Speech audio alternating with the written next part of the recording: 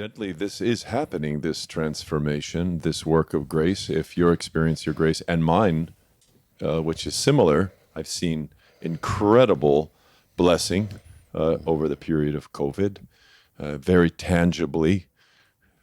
And I've heard from numerous priest brothers similar words. I know that there are many churches that have suffered and may not even survive this crisis, but there are also many churches that have really thrived. What are the reasons in your mind that there have been so many blessings, so many new people at churches, such growth during the COVID crisis? Why?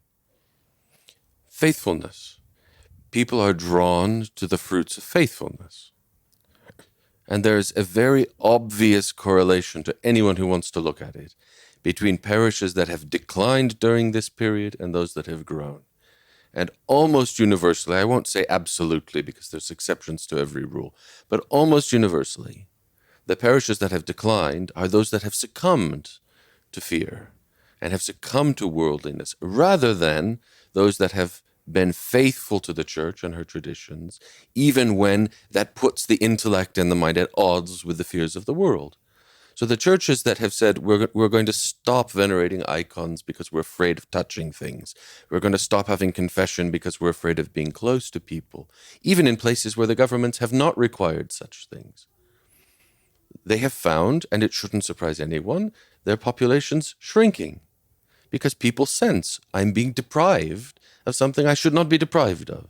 And the places where, sometimes at great labor and intense work required to do it, have found ways to keep the church's practices alive in the face of restrictions that might make it complicated, have found people flocking to them. This is one of the reasons why in my own diocese, almost every parish has grown so much during this period, is we have never shut the door on confession. And people come and they say, I have not been able to say confession in 6 months. Well, why on earth not? There is no reason that this should be impossible. There's no government that I know of that's actually mandated rules that make it impossible. But people, out of fear, take the things going on in society and say, well, we must stop this and this and this. People want fidelity to what the church teaches. And I'm not talking about mindless fanaticism of saying, no disease can ever touch me, no sickness can ever harm me. This is nonsense. It's a lack of faith. A faithful Christian says, I might well get sick, but so be it. It's in God's hands. I'm not going to let that possibility stop me from doing what the Lord commands of me. And I'm not going to let myself be deprived of the grace that God wishes to bestow because of the fears society is bringing in. Your response makes me think of a beautiful text in 1 Corinthians when St. Paul describes that it's necessary that schisms and divisions take place so that those who are approved may become evident. And St. John Chrysostom, in his commentary on that, affirms that the church is put through constant trials as a part of God's will so that the faithful can become obvious, and especially faithful clergymen, so that the faithful can know who to affix themselves to and who to avoid. It's a fascinating interpretation on Chrysostom's part, and also shows maybe some of the miracle of God's providential working through trials and tribulations. He wasn't talking about diseases, but spiritual diseases of schisms and divisions. I also wonder if perhaps also because the West has been so secularized and has been hiding from death and trying to put death out of mind and out of sight, if the sheer forcefulness by which death appeared might be used to stir up in the minds of people the glories of the good news. You know, the good news is good news if you believe in bad news. If you don't believe in bad news, I mean, if everything's great, I'm never going to die. What do you need Jesus for at all? I wonder if perhaps that has been an aspect of what's drawn people, if that they've had their life shaken, they're asking larger questions about, well, what would happen to me if I do die? there comes a point in every person's life, if they take their faith seriously, where they have to confront the question, do I actually believe the things that I say I believe? It's all well and good to say, as we're doing now for a few more days, Christ is risen, truly he is risen. But do you actually believe what you're saying? Because if you believe those words, then death can no longer captivate you as some unconquerable enemy.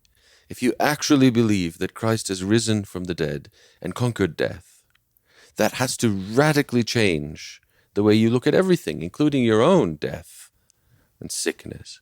And in times of peace and tranquility, we say all sorts of things and we think we believe them, but they're never challenged, which is why the church has always flourished most in times of persecution or famine or pestilence. We always pray to God, relieve us from persecution, famine, pestilence, plague, and so on. But in point of reality, God gives us these things precisely because through them, faith is strengthened by that testing, like iron is forged in the fire. And the fact that a disease comes along where people think, this could make me ill, this could end my life, that should be something that you're aware of anyway. There are many things that could end your life. None of us know if we'll have another day, another 5 minutes.